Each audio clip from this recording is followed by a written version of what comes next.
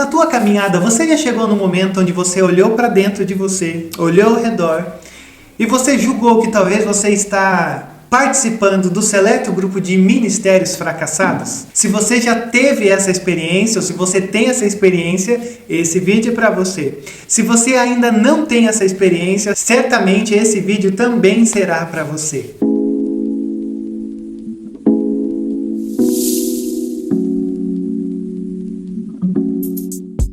Ministérios fracassados. Talvez você já ouviu falar do famoso missionário escocês chamado John Penton. Esse missionário sentiu o desejo no coração de levar o evangelho numas ilhas do Mar do Sul. E quando ele chega numa ilha chamada Tanna, ele descobre não, porque ele já sabia, né? Que as pessoas que habitavam nessa ilha simplesmente eram canibais. E ele chega em 1858 nessa ilha e um tempinho depois a sua esposa dá à luz a um filho. Algumas semanas depois de dar à luz, a sua esposa morre. E depois de mais algumas semanas, o seu filho também morre. Ele narra na sua biografia que ele constrói 2 túmulos, lugar pela qual ele muitas vezes teve que passar a noite. Por quê? Porque corria o risco dos canibais daquela ilha irem até esses túmulos para comerem a sua esposa e o seu filho. Mas além de ter toda essa cena dramática de ter perdido a sua família no campo missionário, também a sua história vai dizer que toda vez em que ele ia anunciar o evangelho ou se relacionar com as pessoas ali, ele sofria uma forte oposição. Ninguém gostava dele.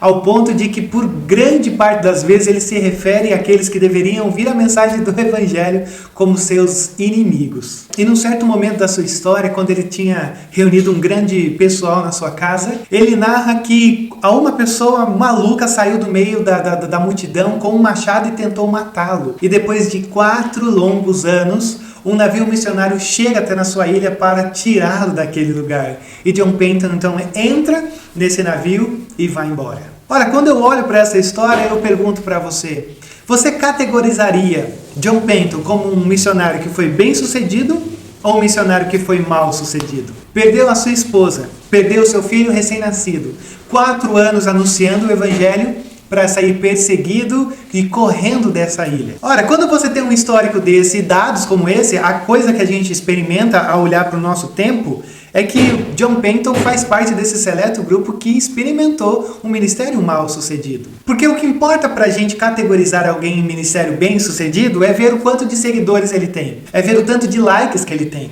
quantas pessoas compartilharam, quantas pessoas estão falando sobre ele, o nome dele está no algoritmo, e a sua fama, a sua influência, ele é visível. Infelizmente, grande parte das vezes você e eu nos sentimos completamente frustrados com o nosso chamado. Porque num contexto onde se exige números para a gente achar-se ou sentir-se bem sucedido, geralmente o evangelho não trabalha com números. Muito pelo contrário, geralmente o evangelho é uma contracultura aos números. Pois mesmo que muitas vezes não pareça que as coisas estão fluindo bem, as coisas estão fluindo. Mesmo que muitas vezes você olhe para o que você está fazendo e não pareça fazer sentido algum, porque não parece ter relevância ou impacto algum, saiba que o Senhor está esperando de você não relevância, não impacto, mas fidelidade. E uma carta que vai nos falar sobre isso é a carta que o Senhor escreve à igreja de Filadélfia, que nada mais é do que um convite para você e eu experimentarmos uma contracultura dos valores de ministério bem-sucedido ou mal-sucedido. Algo que marca essa igreja, que os estudiosos dizem que essa igreja possivelmente ela era feita por uma igreja de pouco poder, ou seja,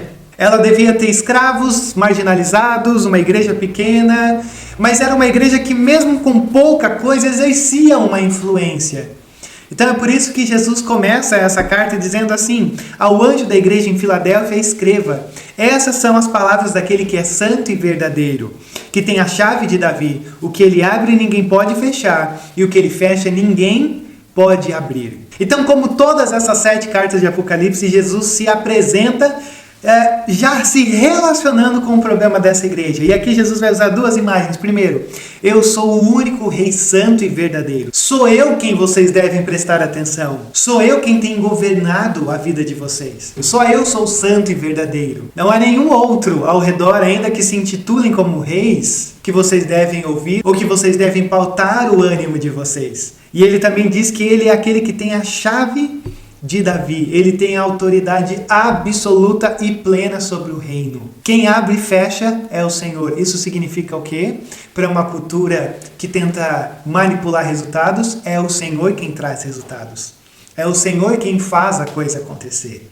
E aí, mais uma vez eu te digo, percebe como o Senhor está trabalhando a fidelidade desse povo, dizendo, não se engane com números, se encontre na fidelidade. E não no impacto ou relevância, porque impacto e relevância sou eu quem faço. O que eu quero que você faça é, foque o teu olhar na tua fidelidade. E é por isso que ele diz, eu conheço as suas obras e eu sei que você tem pouca força, mas guardou a minha palavra e não negou o meu nome. Perceba que coisa boa que a gente tem aqui. Você tem um elogio de Jesus. Eu estou vendo o que vocês estão fazendo e eu tenho percebido que vocês, na verdade, têm pouca força, sim. Mas vocês estão guardando a minha palavra e não estão negando o meu nome. E a primeira coisa que eu quero que você note aqui é essa expressão que o Senhor diz.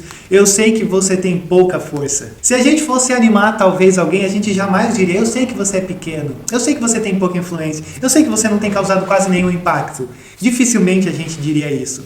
Mas eu quero que você perceba o quanto que isso é libertador. Porque o Senhor não nos engana. O Senhor não dá um diagnóstico diferente do que a gente é. Mas Ele sabe que a gente tem sido convidado a ser fiel no pouco. E essa igreja apresenta isso pra gente de uma maneira maravilhosa.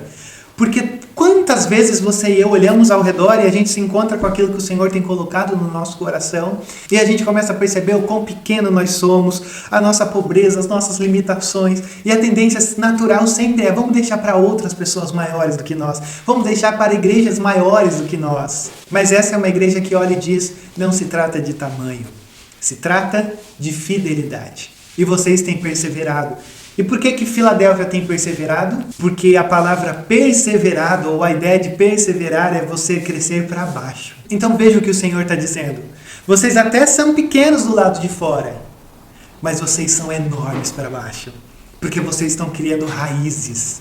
Vocês estão aprendendo a permanecer firmes na onde vocês estão. Então note como isso é confortador. Às vezes a gente se encontra diante de alguns dilemas de será que a gente continua mesmo sendo tão pequenos? E a grande questão é, você está crescendo para baixo? Porque geralmente nesses momentos onde nós estamos lidando com essa estação da pequenez, a grande questão que importa é, você está crescendo para baixo? Porque numa sociedade que quer tantos resultados, e tantos likes, e tantos seguidores, é tão importante a gente começar a perceber que o que realmente importa não é aquilo que se vê, mas aquilo que não se vê. Por isso que o Senhor diz, eis que coloquei diante de você uma porta que ninguém pode fechar. Algumas pessoas dizem que nesse momento dessa igreja eles estavam passando uma certa perseguição por causa dos judeus. Até por isso que o Senhor diz, eu tenho a chave de Davi. Para dizer, é com vocês que eu estou lidando e não com esses falsos judeus. E aqui o Senhor diz, eu estou colocando uma porta. Já que eu tenho as oportunidades, vocês estão diante de uma porta que ninguém pode fechar. Então atravessem. E aí mais uma vez eu chamo a sua atenção.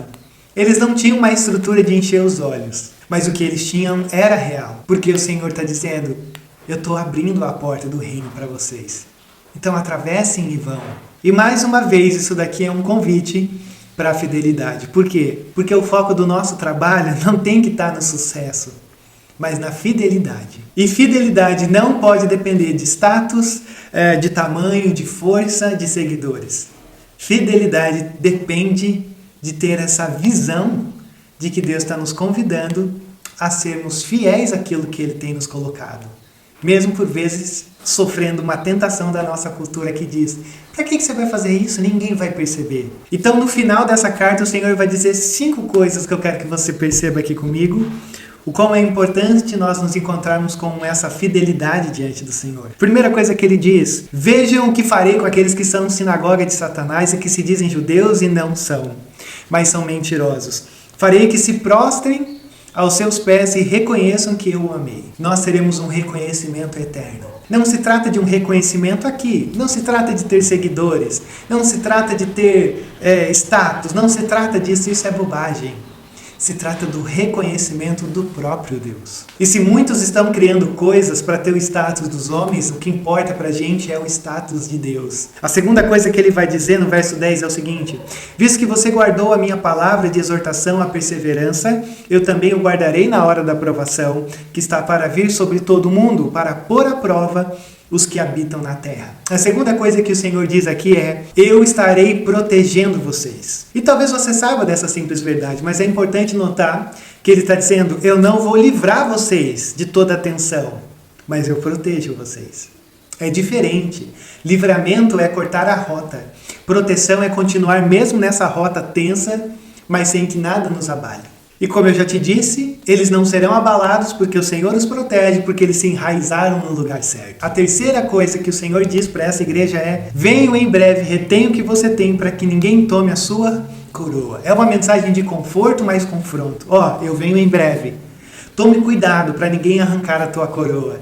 Ao mesmo tempo em que é um conforto, é um confronto para dizer: fique atento, não se perca nesse mundo de culturas tão ilusórias e transitórias e materialistas que os números contam, porque não é aí que você vai encontrar a tua esperança. A tua esperança está em quem? Eu logo estou chegando. A quarta coisa está no verso 12. Eu farei do vencedor uma coluna no santuário do meu Deus, e dali ele jamais sairá. Quando você olha para o templo de Israel, você tinha duas colunas na frente do templo. Uma coluna era chamada de Joaquim, que é Deus coloca o pé. E a outra coluna era chamada de Boaz, que era nele está a força. E essas duas colunas eram uma representação de como se o Senhor tivesse sentado no templo. Então você estaria entrando diante da presença do Senhor. E aqui o Senhor está dizendo que fará do vencedor uma coluna no santuário do meu Deus. Ou seja, o Senhor está falando sobre estabilidade. Tem um fato interessante, não sei se você já viu foto de cidades antigas, de ruínas de cidades antigas, e geralmente algumas colunas estão em pé no meio de grandes destroços. E aqui o Senhor está falando: ainda que vocês experimentem uma cultura de ruínas, vocês estarão estáveis. Porque não se trata só de vocês se manterem fiéis. Se trata sobre eu colocar vocês nessa posição de estabilidade.